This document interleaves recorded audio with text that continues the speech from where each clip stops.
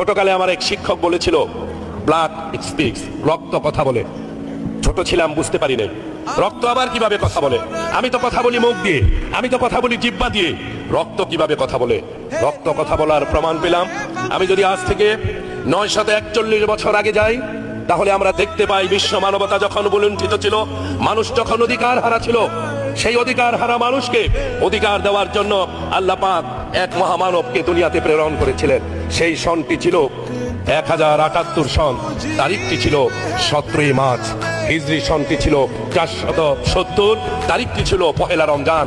আল্লাহ পাক দুনিয়াতে প্রেরণ করেছিলেন যাকে তিনি আর কেউ নন, তিনি হলেন কুতুবে রব্বানী, মাহবুবে সোবহানী, পিরানে পীর, দস্তগীর শেখ মোহাম্মদ মহিউদ্দিন আব্দুল কাদের জিলানী রহমতুল্লাহ, যার মাধ্যমে মানবতা মুক্তি পেয়েছিল, মানুষ মুক্তি পেয়েছিল। আল্লাহর কি অসীম রহমত, আল্লাহর কি অসীম দয়া। ঠিক 842 বছর পরে আব্দুল কাদের জিলানী রহমতুল্লাহ 13তম পুরুষ হিসাবে আল্লাহ পাক দুনিয়াতে প্রেরণ করেছিলেন 1920 সনের সেই 17 মার্চ তারিখে।